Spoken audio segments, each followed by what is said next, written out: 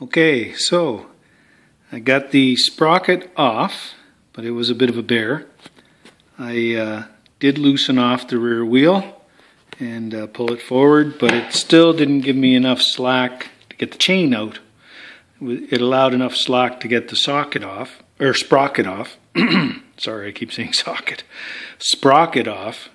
But that was a bit tight, but the chain was extremely tight, and I was trying to be very careful not to damage these threads here on the end, and then I didn't. But I was just able to get it over enough to just kind of slide the one plate off.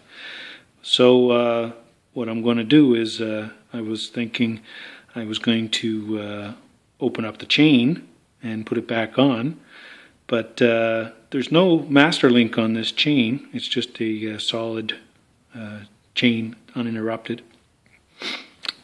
So I think what I'll do instead is I'll just take the rear axle off, and I'll just it allows me to move the wheel even further forward. Just lift the rear fender up and move the wheel forward, and that'll give me more than enough slack when it comes time to put the chain back on, and then the new sprocket, because the new sprocket's going to be a little bit bigger anyway. It's going to be an 18 tooth.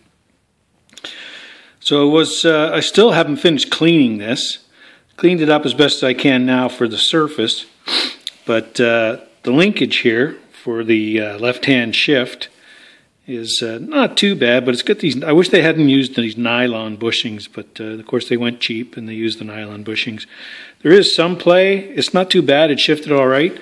But what I noticed, and what was a little concerning, was here, and I'll get in a little closer, you can see this shaft, which does the shifting, actually can move back and forward, and this part, which is supposed to clamp onto the splines, is loose. It can come back and forward, and I'm like, holy smokes.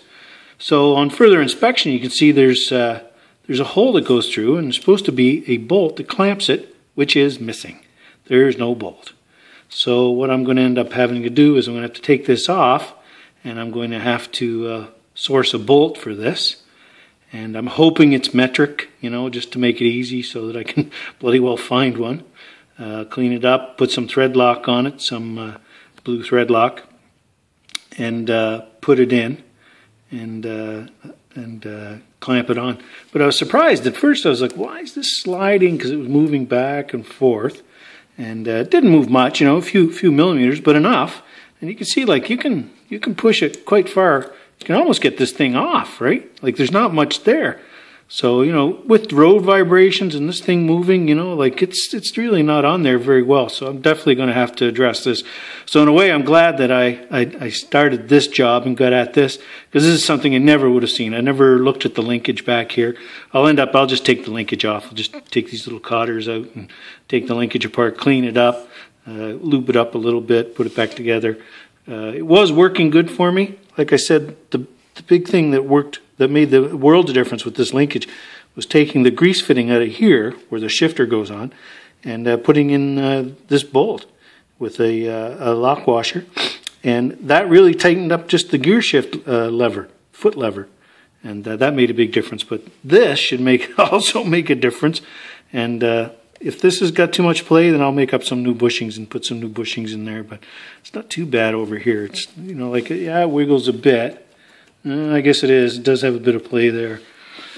Boy, I'll tell you, it's a pain in the butt with this switching it over to the left. But I've had vehicles. I had another Royal Enfield. I had an Interceptor with the exact same transmission. And it had the right-hand shift. It was a 69. And, you know, it worked well. It was nice on the right side. It shifted quite well.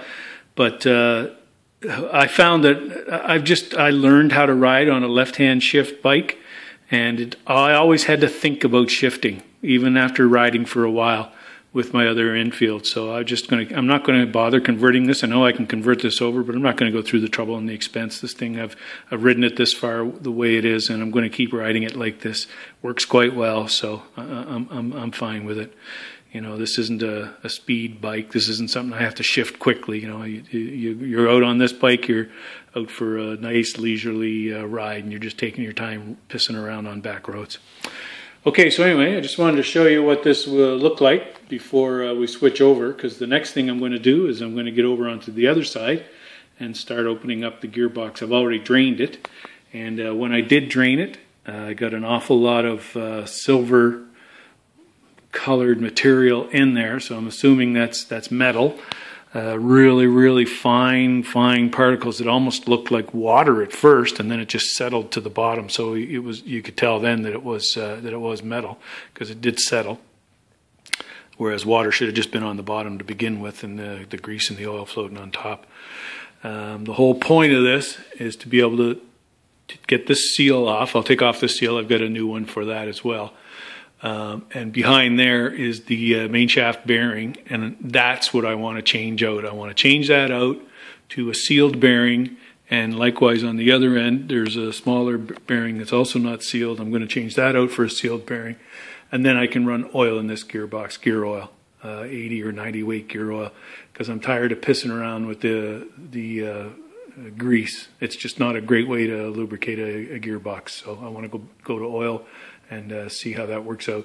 And hopefully I don't end up with all kinds of extra leaks. You know, if worst comes to worst, I'll open it up again and put some grease in, but I really don't want to have to go that route again. I want to use the oil.